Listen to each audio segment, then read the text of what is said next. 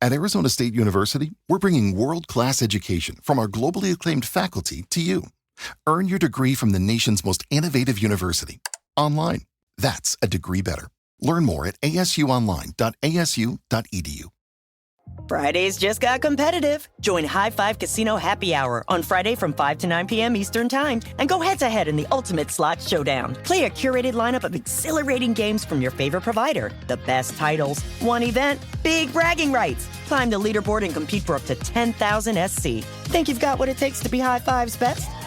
Log in during Happy Hour and spin your way to the top. HighFiveCasino.com. No purchase necessary. Void where prohibited by law. Must be 21 years or older. Terms and conditions apply.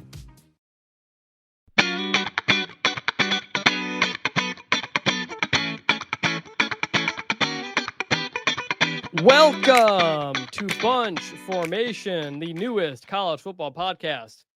I'm Chris Vannini. And by the time you listen to this, I will probably be on a plane to Italy. Dave, how you doing? I'm doing pretty good. Chris, did you get deported? No, that's David Ubben, by the way. By the way, we're both coming to you in beautiful 1080p. Yeah. If you're watching on the YouTube channel, we've upgraded that. I will be out for the next 2 weeks. I'll be on a little vacation. My first big vacation for a long time. I'm going to Rome, Naples, and Paris with my wife. We will not be scouting out Germany for that Western Michigan football game that's going to take place in Germany next year. Not sure how I feel about that game, but I'm struggling Dave to care, but yeah. Yeah, Dave might hold the fort down, but we'll be back when I get back from vacation. We are going into full-on football seasons here mode at that point. I'm on autopilot in our college football 26 dynasty we have with some other media members, so I'm hoping things don't go too poorly for my beloved San Diego State Aztecs. But I got some Dave, concerns about Kyron Drone's health in that league, by the way. No, I'm excited about it. Listen, we got a lot of moving parts on the show. I'm excited about the show. I'm excited for the season to get here because I think the season is going to, obviously everything ramps up, but I think for both of us, it will simplify things a little bit. I'm excited about it. I'm excited to get into the flow of the season, have games to talk about. I think we're at the point of the year where like there's always a little bit of stuff with camp that kind of, there's stuff to talk about. But once the games get going, I mean, we're having to pare down like, hey, we can't go for 3 hours. Although technically, I guess we could now. So, hey, we'll see. No limits on this StreamYard. We got a big show planned. We're going to talk about the purpose of preseason media polls. That's a big discussion point right now. Update on Deion Sanders' health. Thankfully, he's okay. The gossip from ACC Media Days, American Media Days. David was at both of those. Don't say AAC. The AAC is dead. The American lives. It is dead. The American. The Conference USA Media Days. I was at that. And the Big Ten was talking some trash. We're going to get into all of that. First, a reminder for people as we get closer to the season. Until Saturday is not coming back. A lot of people have been reaching out to me wondering what happened to the show. The Athletic decided not to continue that show. So David and I have been doing this show on our own independently. We're having a ball doing it. We've loved all the feedback from everybody who's been reaching out about it. But if anybody asks about Until Saturday, please let them know about Bunch Formation. When I come back from Europe, we're going to do kind of a soft relaunch type of thing. We'll promote this a lot more. Just the last few weeks of starting the show, just kind of get the foundation set. I think we've got a pretty good foundation. Yeah, I'm excited about it. Friends don't let friends wonder when Until Saturday is coming back. So, hey, tell them, hey, Bunch Formation's where it's at. I'm excited about it. I really, dude, the season's going to be so fun. I can't wait. Yes, we're almost done talking about the nonsense of the offseason. Almost. If you haven't checked out the show notes, we're going to have timestamps for everything we talk about. If you want to jump ahead to another part of the show, send all your feedback to bunchformationpod@gmail.com.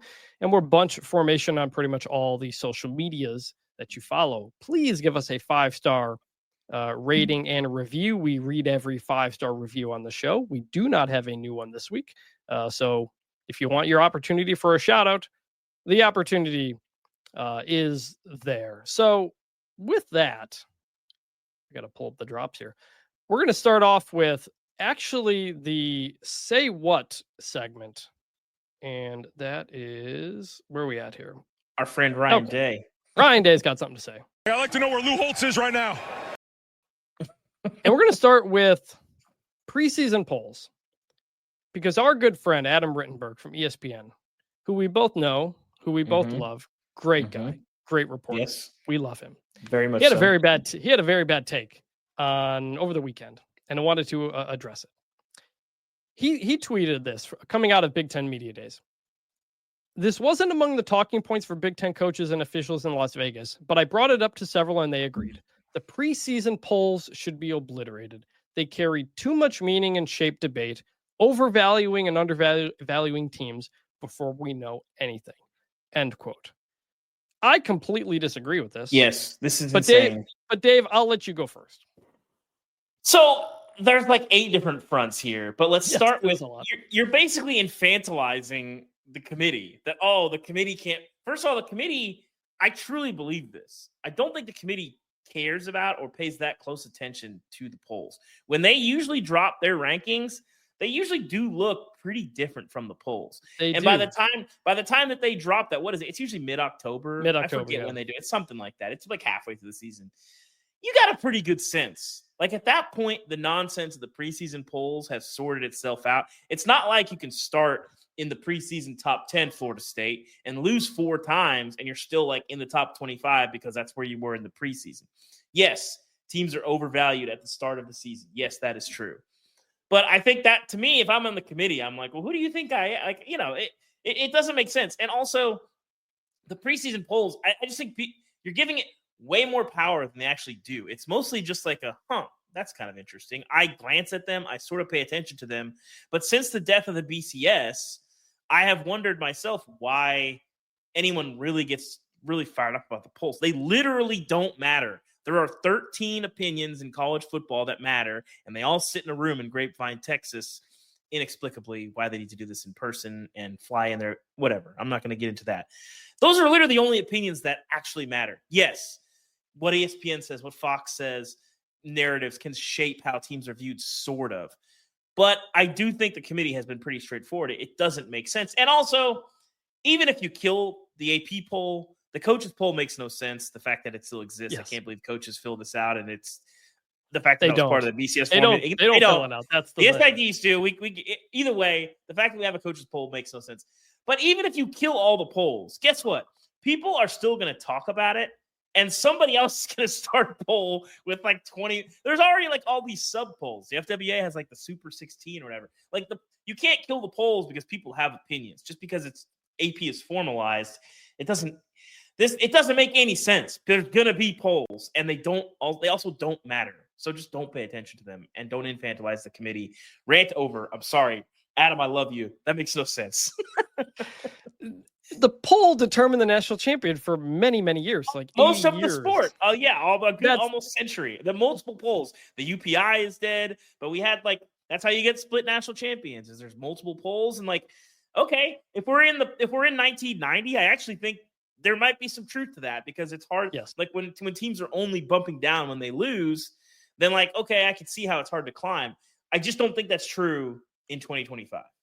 So this comes up because several of the conferences are getting rid of their preseason polls. The Big 12 did, Conference USA did, the Big 10 did a long time ago. But to your point, Doug Lesmerises has been doing his own Big 10 poll for years in place of it when he was at Cleveland.com and now at Kings of the North podcast. I voted in that one.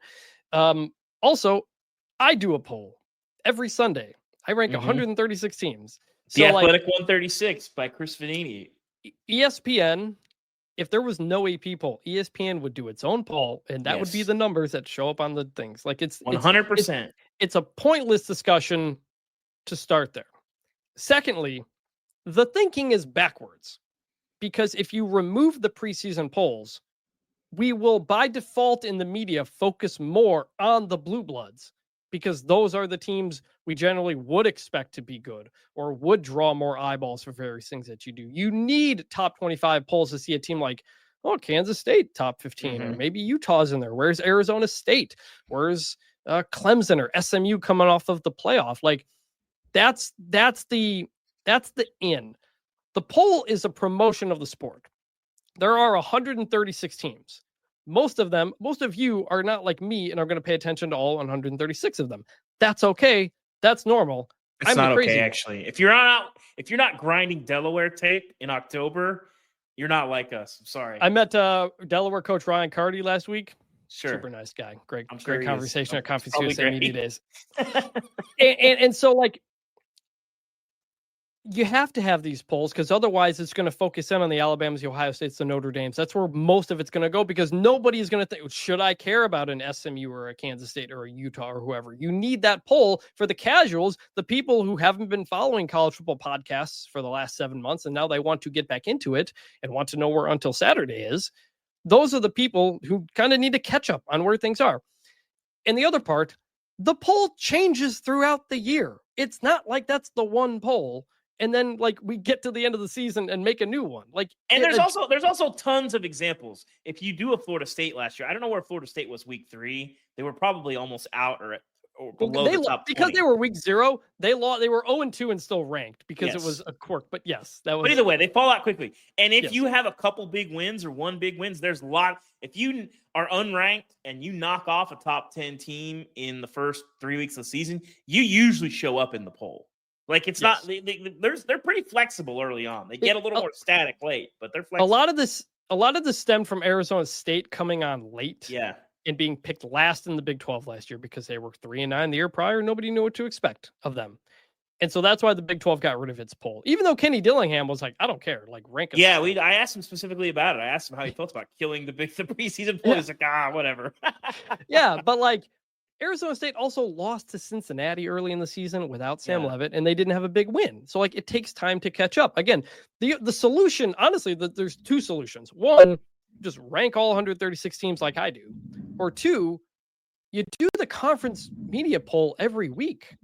Like that's if it's the preseason conference polls that people hate, just do them every week, and Big to SEC do your own poll. I don't know. So ultimately, I think this was a bad take. For the people who say you got to wait till you play a couple of games before you rank them, yes, that's what the CFP does. The only poll that actually matters. And as you said, the CFP poll is often significantly different from the AP poll, which then reacts to the CFP poll. It's very funny. It's my favorite mid-season storyline is watching the AP poll inexplicably shift after the CFP poll comes out. Well, I say CFP poll. We shouldn't call it the CFP rankings because it's not a poll. But it does sort of acclimate to whatever that is. It doesn't really align with how the games are resulted in. But people that are voters are like, well, the CFP people must be right, so I got to change this or that. It's very funny. Yes. Polls are fun. They're just for fun. I like ranking all 136 teams. I like that people like to read it. It ultimately doesn't impact anything. We adjust to the stuff as it goes on. And I think it wouldn't happen, but getting rid of the preseason polls, I think, would be a bad thing and just kind of further stop kind of promotion of the sport. But Adam Rittenberg, we love you. You're awesome. Great report. In short, polls are fine. Polls are fine. All right. With that, we're going to jump into the news segment, the media scrum. That's why I don't read the newspaper. Because it's garbage. We're going to start with Colorado coach Deion Sanders announcing that he had, I believe, bladder cancer, but now he's doing okay. David, you, as we're recording this, you just wrote about it, have talked to people around the program, kind of lay out exactly what happened for people who don't know. So the long and short of it is in April, he gets frequent CT scans because of his blood clot issues. Obviously, they want to catch that stuff early, see how that's going. They noticed something on his bladder, referred him to a urological oncologist. So he had a pretty aggressive form of bladder cancer. So they gave him some options. He basically said he didn't want to treat it. It has a very high recurrence rate. If you treat it, I'm assuming, he didn't explicitly say, I'm assuming we're talking about radiation, maybe chemo, something along those lines. Elected to just remove his entire bladder, which is obviously a very invasive, very serious surgery. It's robot assisted, which I'm very curious about as a guy who's, you might not believe this, Chris. I'm not that educated on urological surgery and how robots are involved or not involved. Either way, removed his bladder, formed a new bladder with pieces of his small intestine. Again, apparently I got to do some research on urological surgery because this sounds fascinating to me. But basically, it wasn't any lymph nodes that they also took out. Nothing spread. The cancer has about a 50% shot of metastasizing. It did not.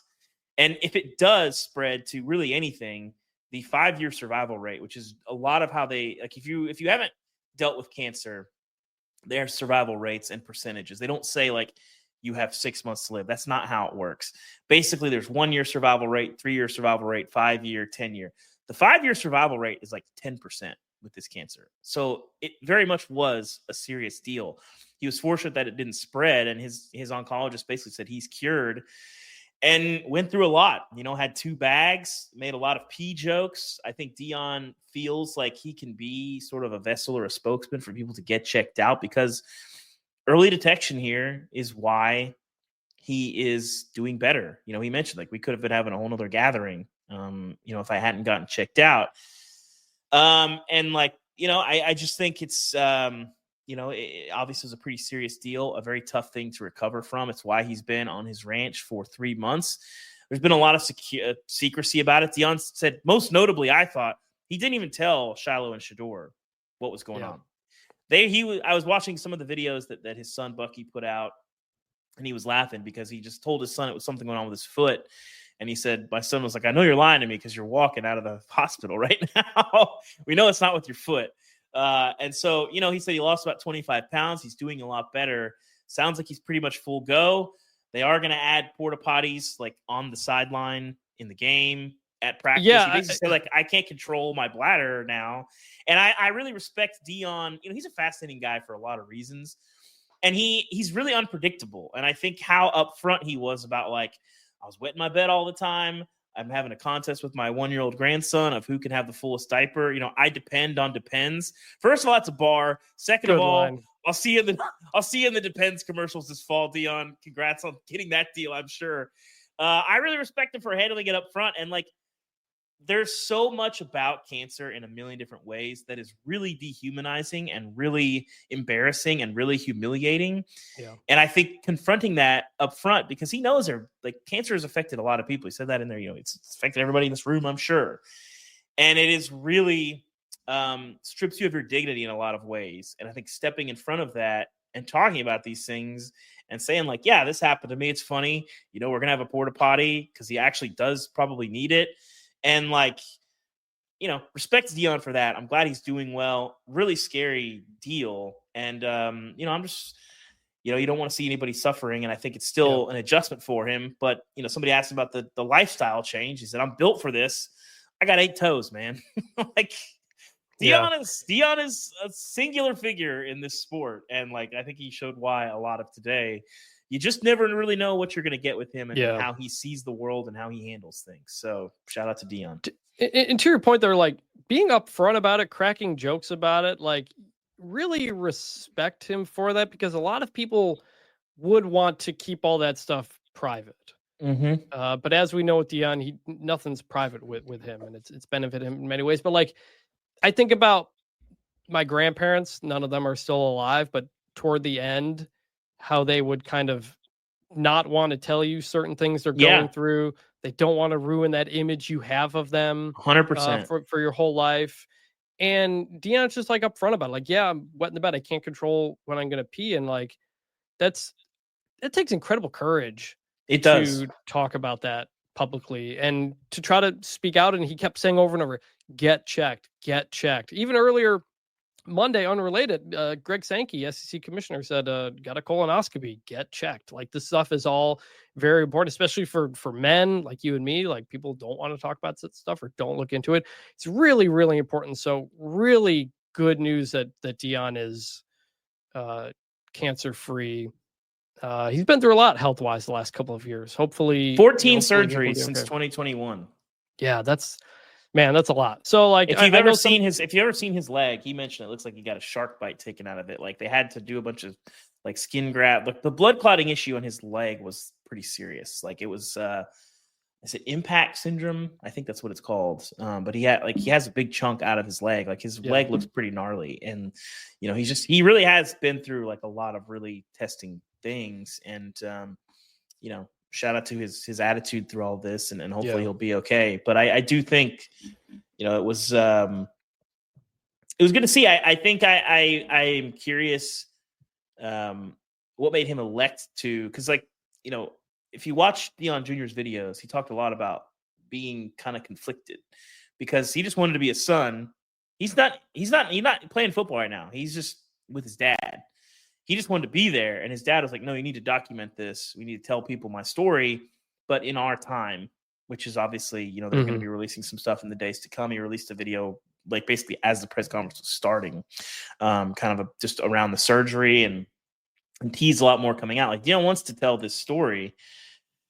And it's just interesting, like the strategy of how they've handled this, because Deion talked about like it's amazing that there were no leaks, and you look at the surgery in the hospital. There's a lot of people walking around the hospital. Yeah. His players obviously didn't know, his sons didn't know, but it is kind of amazing that it didn't leak. And I did a lot of reporting around this, and you got the sense that it was like serious, and also like once he had the surgery, it was obviously serious, and it was hard to tell how much life threatening it was. Certainly in the beginning, when you don't know, very much life threatening. But after you have the surgery, and even after you say, hey, like the cancer's all gone, I don't know a lot of the details of how you recover from a major invasive surgery like that, but it's not a joke. He's walking around for 2 weeks with 2 bags, full of like blood and urine. And it's tough. I can't imagine trying to adjust to that and then adjust to like, I feel the same. He said this thing where he's like, I get really frustrated when my body will not allow me to do things that I want to do. And I'm not that old yet, but you start feeling that as you get especially when you're Deion Sanders, the guy who did everything, the guy who played in the NFL and MLB. I can't imagine to be like, man, my body's not working the way I want to do. So he's often kind of portrayed as a character, and he sometimes portrays himself at that. But I thought that was a very real human press conference, and glad he's okay. Get checked out. Good message coming from that. So all the best to Deion Sanders in Colorado. Shifting over to ACC Media Days in Charlotte, David, where you were. Couple stuff from ACC coaches taking shots at the SEC. Bill Belichick was there. Anything you took away, or just kind of what was the scene like? Because you'd never been to that one. I haven't. It's a lot more chill than the Big 12. I think it's all very contained, like especially like at the Big 12 where you got like, it's at the Star. It's all very sprawling. SEC kind of the same thing. There's stuff like in the hotel that you kind of have to run to, and then there's the Hall of Fame, and there's kind of rooms around there, and the ACC is pretty contained, and there's a lot fewer reporters there. So you could get, I was able to get a lot of time with like players and coaches and one-on-one time and that kind of stuff. And it was pretty valuable. I really liked it. I hope to go again at some point. And just talking to people as well, we can get into some of the playoff stuff eventually, but the Big Ten is on an island. The ACC has been pretty outspoken. The Big 12 has been outspoken. The American, that at that point, you start looking at obviously what Greg Sankey said, what Jim Phillips has said, what Tim Pernetti has said, and what Brett Yormark has said. It is 10-1. The Big Ten is the only one pushing the automatic qualifiers, and that was interesting coming out of that. But I think in general in the ACC, Chris, it feels like a Clemson revenge tour is loading up. I look around that league and I don't see a lot of teams that if you gave me the over on 8.5, I'd feel great. And then I look at Clemson and I'm like, you might be one of the 3 best teams in the country, both sides of the ball, just reloading. I think we're about to get some Clemson ACC carnage. Yes, and we will get into the season preview stuff when I get back from Europe and get into specifically. But Clemson's over under win total 9.5.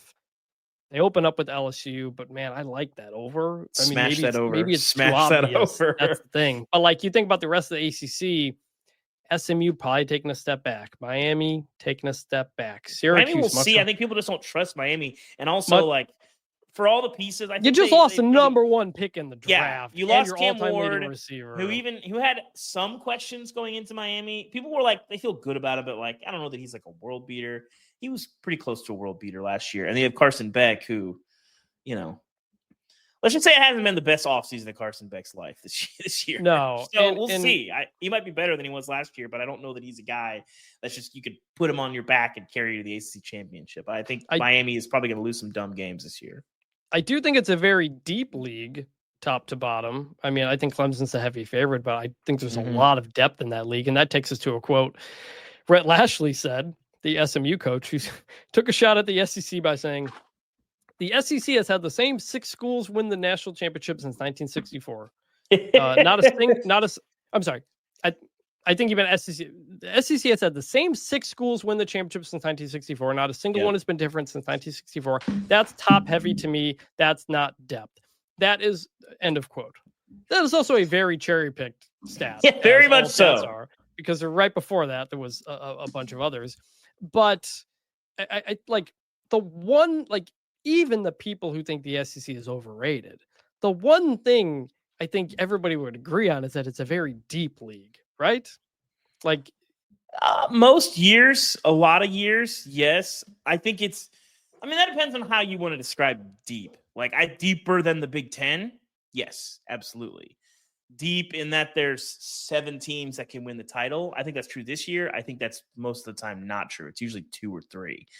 But if we're grading it on like how good are your worst teams, I think the Big 12 can usually push the SEC a lot of years. When you look at the last 10, 15 years, I would argue the Big 12 has been, that bottom half has been competitive.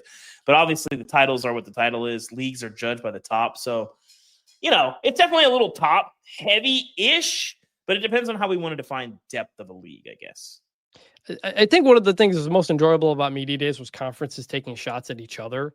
And we'll get into Big Ten in a minute as we get into the full playoff conversation. But before we get there, we'll talk about American Conference Media Days, which was also in Charlotte, which is where you were. Yeah. They're not the AAC anymore. They are the American Conference. They did a whole rebrand with a logo or with a mascot and everything. First off, can we talk about SOAR briefly?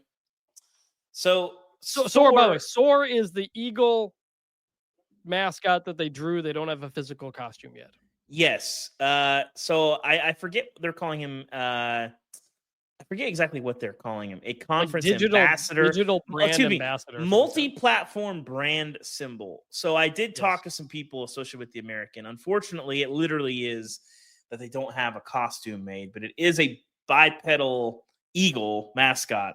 And I didn't tweet about this, but I did make a promise to myself going into media days that if there was a physical SOAR, I was going to take a picture with him and I will tweet it. That offer still stands.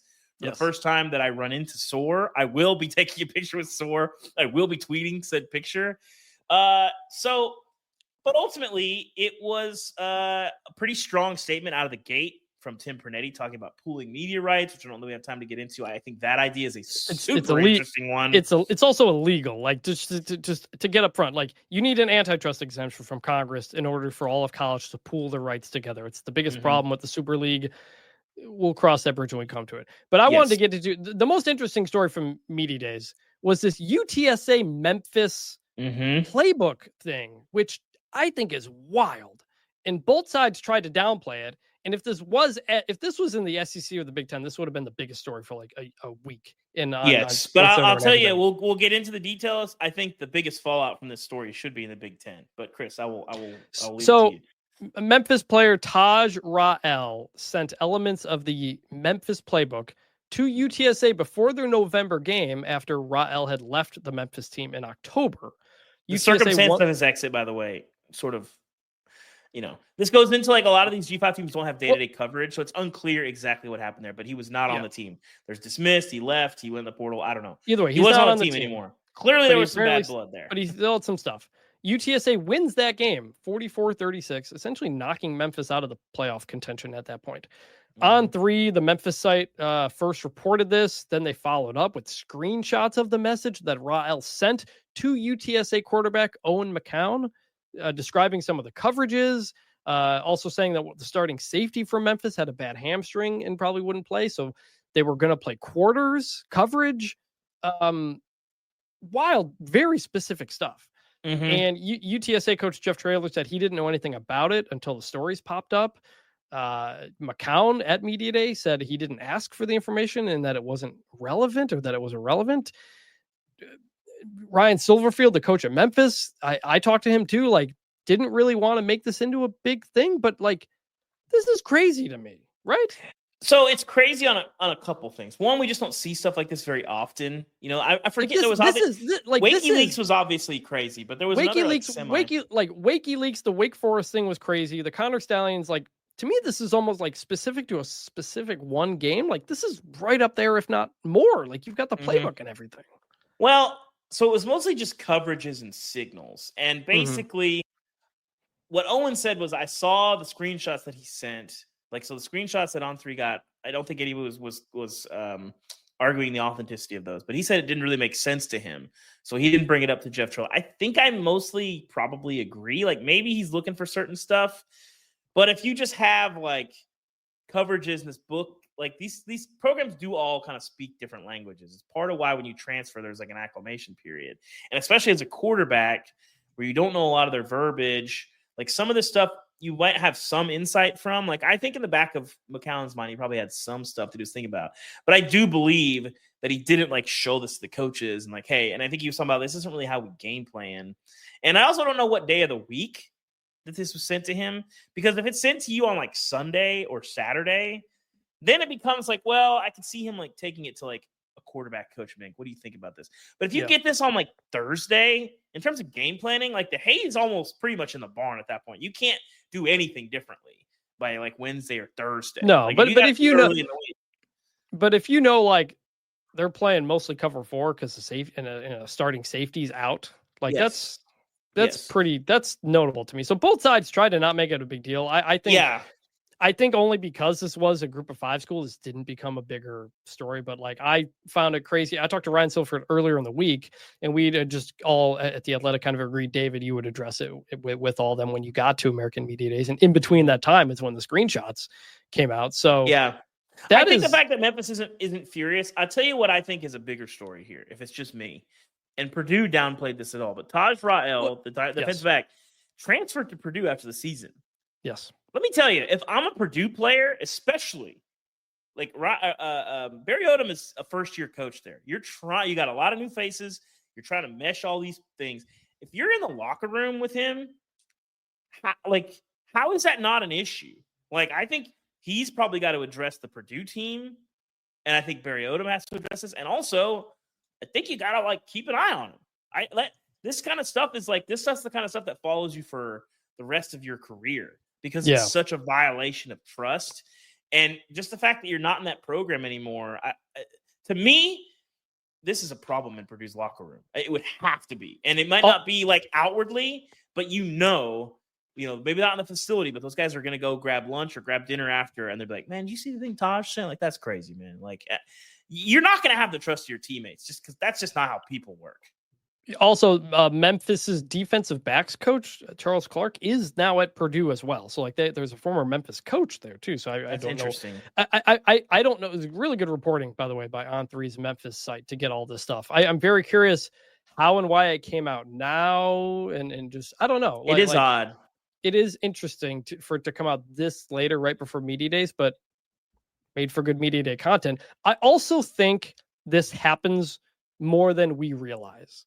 Because when the Connor Stallion stuff was going on and we were digging into it, you get all kinds of tips and rumors of like, oh, I heard this team was stealing this, or this team got access to this team's software and yada, yada. And you dig into it and you track it down. And sometimes it's not true. And sometimes you just can't come up with an answer. But in today's player movement era where guys are transferring and leaving the team all the time, and you got to log them out of all these different things that they're connected to, that these players have access to, like, I would not be surprised if this kind of thing happens more than we expect, and more than we think. And this is one that just came out, but that was a pretty wild story. Another wild Memphis story quickly. This happened kind of a week ago, but we hadn't had time to talk about it. Memphis offers a big payday to the Big 12 and gets told no. Basically, Memphis was asking to come into the league, the Big 12, take no money from the conference, and essentially provide $200 million in sponsorships to the Big 12 from FedEx, which is based in Memphis, Lowe's, AutoZone, spread that across everybody. And then basically if Memphis wasn't adding value to the next TV deal, they could kick them out, that's way bigger than like what SMU was offering to get into the ACC. And it worked. A lot of the big money people at Memphis want them out of the American. The CEO of Lowe's is on the board of trustees. An executive VP of FedEx is on the board of trustees. And so you have like big money people around Memphis trying to get them into another conference. Just hasn't worked. I think ultimately, it happened for a few reasons. One, if you add Memphis and then have the option to kick them out in 5 years, that's tough. Like that's a tough situation to kind of put yourself in. 2, it's unknown if Memphis would actually add to the TV deal. And I think ultimately there's not enough spots right now. And like, it's ultimately, are you bringing value to the television deal or not? And SMU didn't, but to the ACC, but the ACC had to pre-backfill because they know Florida State and Clemson won out, and SMU wasn't going to take tier 1 money. And so there was a clause in the deal that ESPN would have to pay for a full member. Same as the Big 12 had, pay for a full member for a Power 4 school, but not for a Group of 5 school.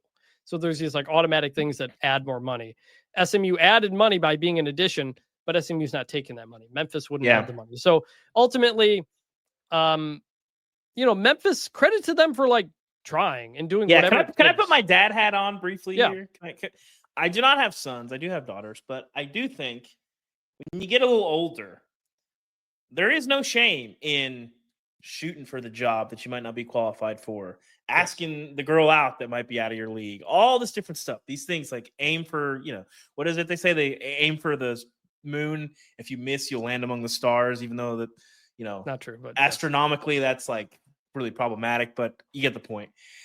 There's a lot of haters out there that this is the same thing. Like when any program doesn't want to say that we never offered this coach, we just talked to him, we only offered the one coach that we hired because nobody wants to be turned down. The biggest lie in AD says he's exactly. the only coach. He was our top choice. He's the only coach we offered. This is nonsense. It's okay. If you were making fun, if you were being a hater out here, clowning on Memphis in these streets, let me tell you, what do you want them to do? Okay. They put together the most attractive package they could. They pulled an SMU. They might not have oil money, but they got shipping and home construction money. That's pretty good. And you try to get in. You do what you can. So stop hating on Memphis. They did what they could. They said no. And they're going to, guess what? They're going to keep trying. They're going to keep pushing. We'll see how the wind blows in the next 5-6 years. We'll see what these media negotiations look like the next time the contracts are up. Don't be hating on Memphis for trying. All right. You wouldn't do the same thing for your kid. Don't do it for Memphis. Come on now. Yes. Agree. Quickly on Conference USA. Had a good time. Met some of the coaches I didn't know before. It was good to see everybody. It was at the PGA headquarters in Frisco, which Dave has. I've never been there. I'm jealous. I got to tell you, it's really cool. All the coaches go golfing. They've got. I should. Chris, you're not a golf guy, so I will explain. The PGA, I'm a little bit of a. The PGA of America is different from the PGA Tour. I believe it's the PGA of America home, like the home, right? Yes. They put on the PGA Championship, which is not associated at all with the PGA Tour. It's very complicated. And then there's the Masters, which is literally just its own thing that doesn't have any association with literally anything. They're just like a really famous golf tournament. Anyway, I was jealous you got to go to the PGA headquarters. I have not been. I don't really know what's there, but it feels like it would be pretty cool to go. It's not like a giant thing, but it's like spaced out. It's very nice. All the coaches raved. They thought the hotel was like amazing. I don't know. I live here, so I don't get to stay there, but that was that. A couple things from Conference USA. Jamie Chadwell, the Liberty coach, he feels very good about this team. Like last year's team had a lot of drama on it, even though they had brought back a lot of people. He feels like everybody's bought in. He feels like the defense is better. They're going to be able to run the ball. So Liberty is the overwhelming favorite to win the conference. Keep an eye on Western Kentucky as usual. They're again going to have a passing attack as they once again have to retool the offense because Tyson Elton is such a good coach that people take his offensive coordinator every year and he has to keep replacing it and he keeps finding it. He added Rick Bowie from Abilene Christian to be his OC, but he added quarterback Maverick McIver. Started at Texas Tech, went to ACU as well. Yeah, I'm familiar. I'm familiar with Maverick McIver's game. Yeah, put up big numbers against the Red Raiders last year. Almost beat them at the beginning of the season. So keep an eye on Western Kentucky's passing game. Should be really fun. Delaware and Missouri State, your two new FBS teams, they feel like they can adjust. Like some of the Missouri State people were like, "Look, we were in a conference with North Dakota State and South Dakota State.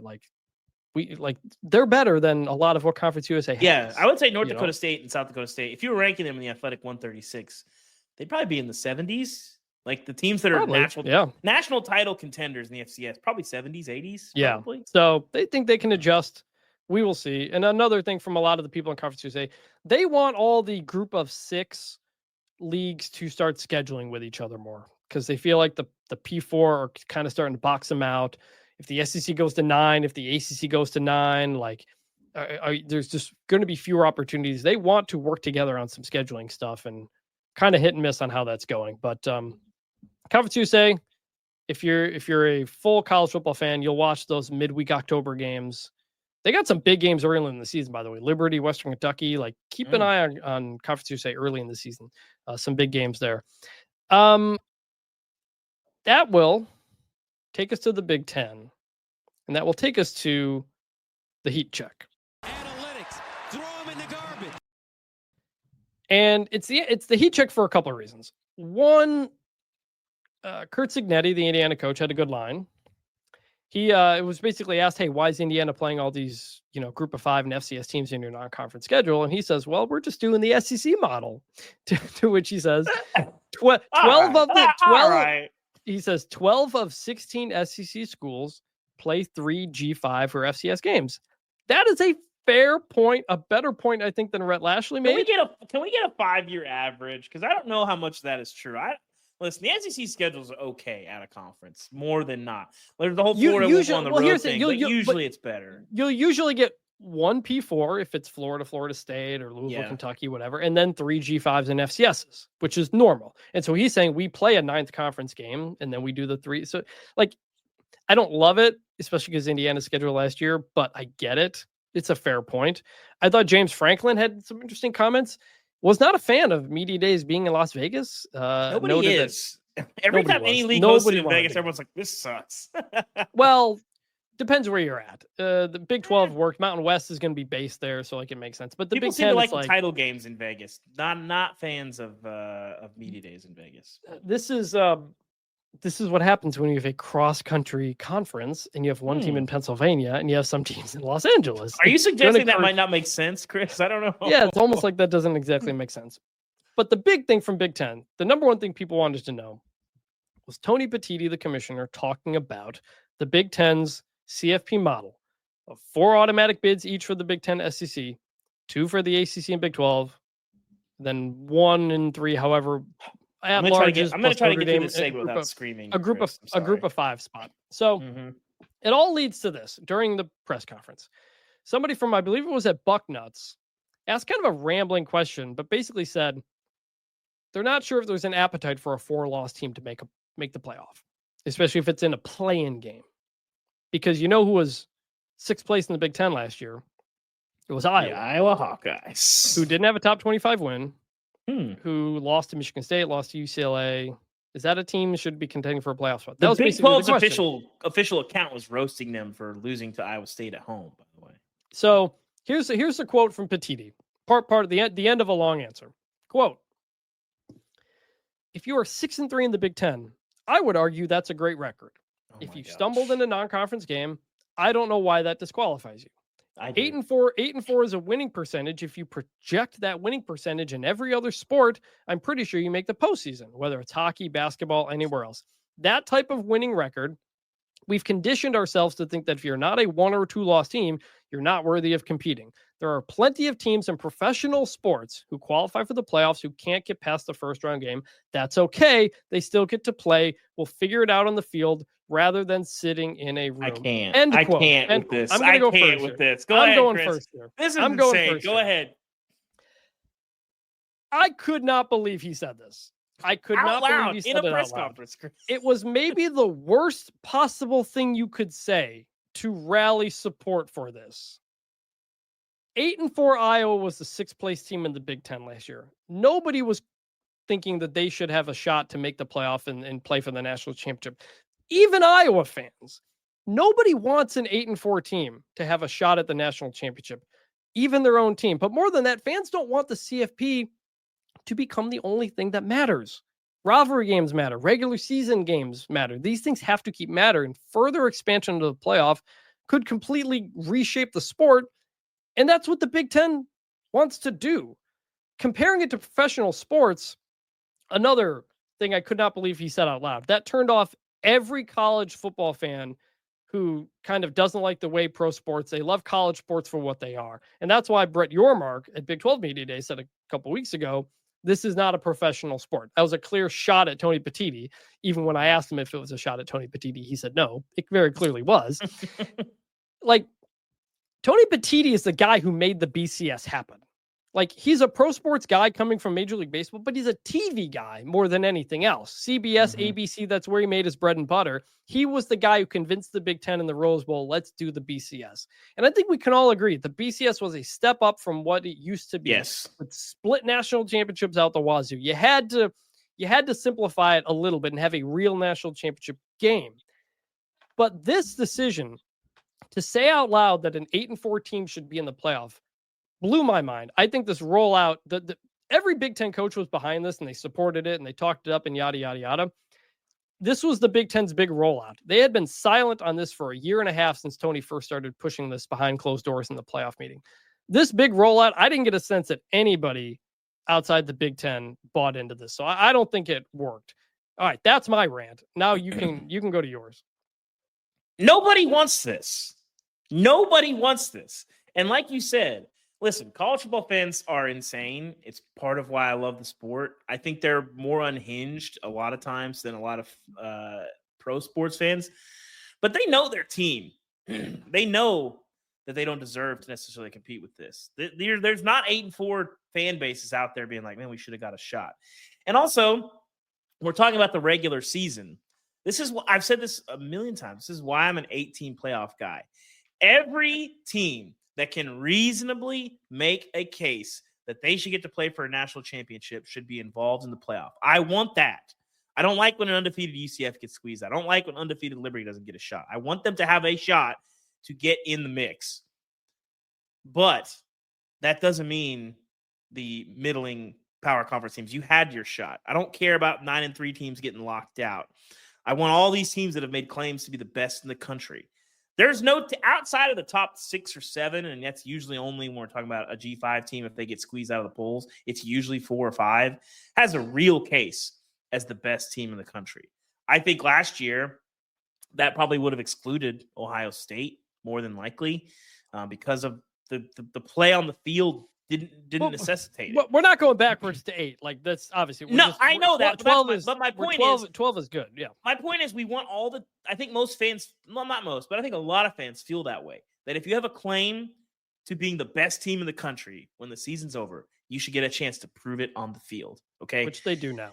Nobody. We talk about this when you're talking about going from 12 to 16. Most people came away from year 1 of 12 being like, that was probably a little too many. We don't need SMU and Indiana to play. We know they're not the best teams in the country. But they deserve to be in a 12-team playoff. Sure, that's not what I'm saying. But yes. That's why I think that's why we don't even want to go to 12 from 16 and to make the case, well, we have to go from 12 to 16 and we have to do it this way because I want teams with 4 losses to still have a shot. No, dude. No.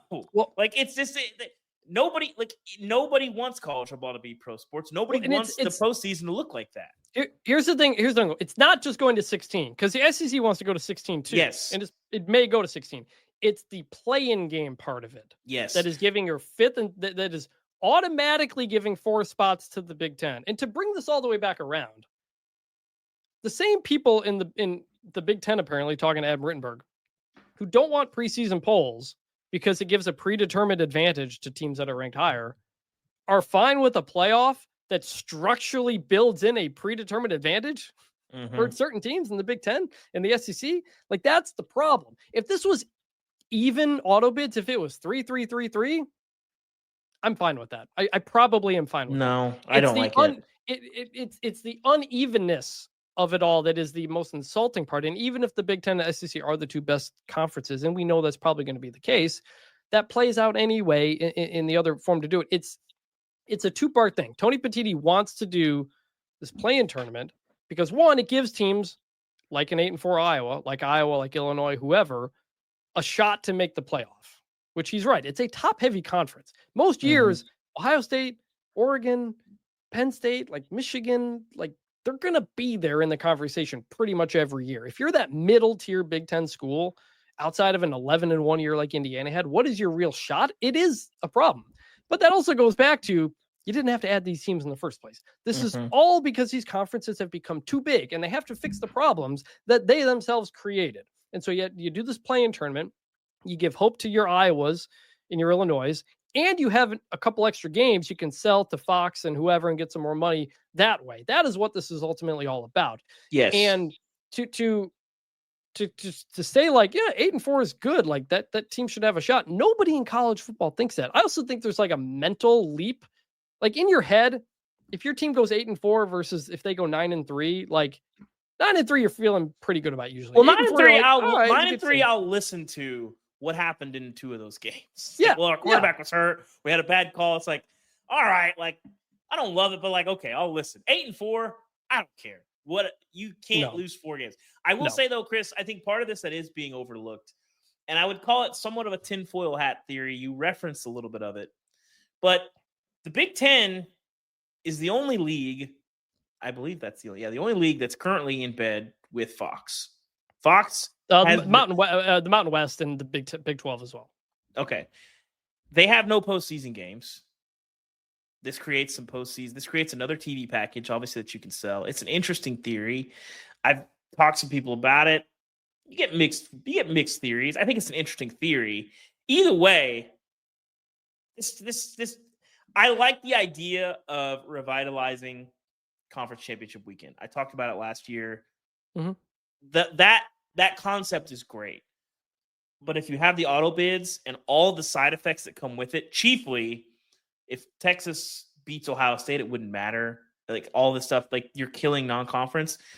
But all the side effects that would come with the revitalizing, like in my perfect world, you play those games anyway. You let the chips fall where they may with the committee, and you say, hey, number 1, number 2, y'all take a seat, rest up championship weekend, and then 3, 6, 4, 5 in our league, y'all play, and we'll see how it plays. They're never going to do that. But that's what they should do if they want to do the best product.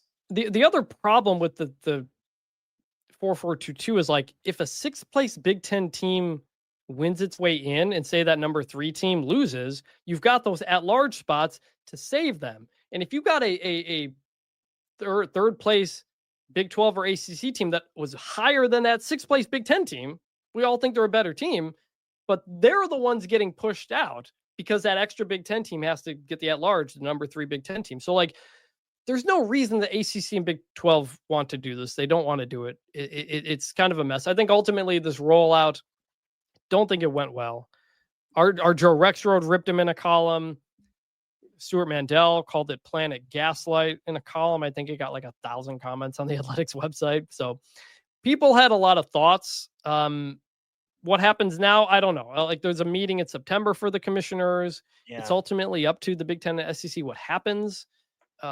They continue to have calls. The deadline is December 1st. That's when ESPN is like, all right, we need to know what you're doing next year. I don't think that's a hard deadline. You know, if they come to an agreement in January, I don't think ESPN is going to be like, no. So we'll see. But there's just continues to be more and more momentum to stick at 12 because they can't come to an agreement. The Big Ten says we might do 5+11 if the SEC goes to non-conference games, which Greg Sankey wants to do, but the coaches don't want to do. So we may be at a standstill to stick at 12, which is what I wrote about in January. Yeah, is ultimately the best thing. Any last words on playoff stuff before we wrap up? Do you think the Big Ten comes off of this, Chris, or are we stuck in a status quo and we're going to be doing 12 for another year? And this is a debate that goes on. I think because you roll out, you do your big public rollout, and around public repudiation, even as the coaches are supporting. Do you feel like the Big Ten comes off of this and says, "All right, we'll do the 5-11"?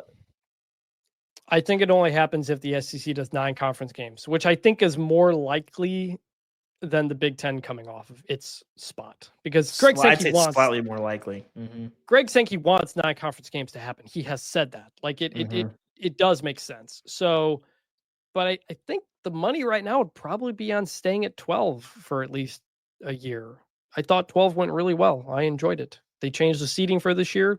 Whatever. Fine. Is Vegas offering odds on this? I'd like to see what those betting odds are. We should. That's a good question. So anyway, we'll see. Rollout didn't go great.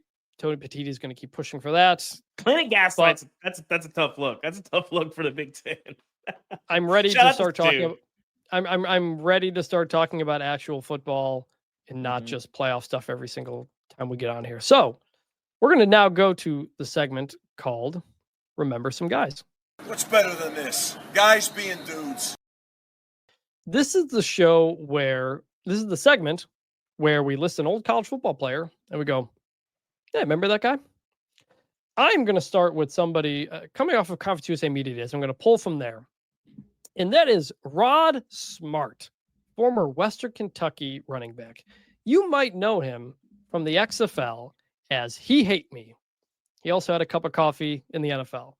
I do not remember Rod Smart in Western Kentucky, but I think we all who remember the 2001 XFL remember He Hate Me on the back of a nameplate. Legendary jersey name. So Rod Smart, He Hate Me. Remember that guy? I like it. I obviously do remember him a little bit in the NFL as a return guy. Obviously, probably the most famous XFL guy. But yeah, I have very little memory of him at Western Kentucky. You know who else played in the XFL? Jeff Brom, the current Louisville coach. He's the guy who said, what was it? Love football. Had that famous like pregame speech. Yes. Also, before we get to yours, a couple of listeners have emailed into bunchformationpod@gmail.com with their own guys they want to remember. So when we get those, we're going to include them. So before we get to yours, we're going to go to listener Mike, a Purdue alum, who sent in Rick Leach, Michigan quarterback, 1975 to 1978. Considering I was not born then, I do not remember him playing at that time. But as someone who grew up in Detroit and grew up a Michigan fan, I read a lot about Rick Leach and what he did at Michigan under Bo Schembechler there in the late 70s. Very good quarterback. So how about that? Dave, who is your guy?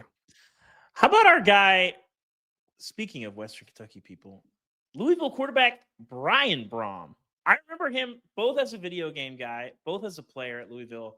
And I felt like what he was doing was like impossible.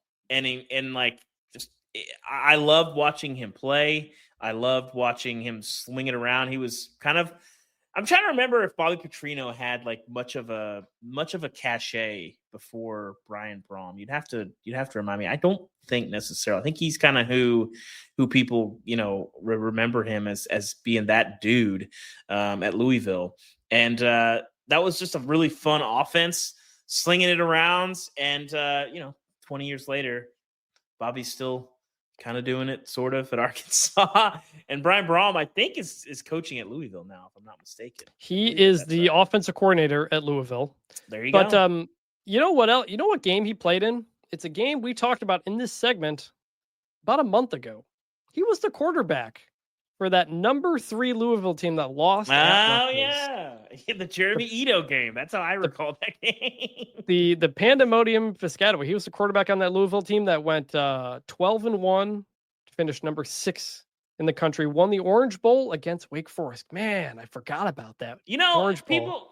People lament the death of the Big East as a basketball conference, but I think the modern college football fan, especially if you're like under 30, doesn't respect how good the Big East was at one time, like in football. You got Michael Vick, Warren Sapp, great Miami teams, really good Virginia Tech teams under Frank Beamer. Obviously, Louisville, kind of a later addition there, but they had some really good teams. Like the Big East was cooking there for a while, and then obviously the Rich Rod, West Virginia teams that we've talked about, pretty frequently.